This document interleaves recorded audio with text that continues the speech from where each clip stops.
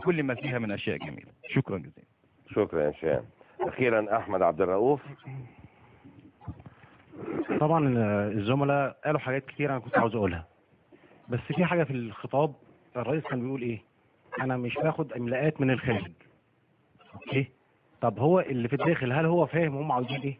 هم عاوزينه يمشي، هو مصر ان هو انه قاعد في السلطه.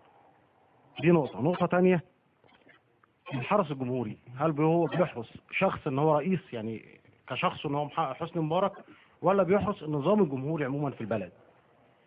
ثالث حاجه، طبعا سمعنا ان المجلس منعقد بتاع الجيش، هو دلوقتي والحكومه بتاعته طالعين يقولوا خطاب والجيش طلع بيان، وضعهم هما الاثنين ايه؟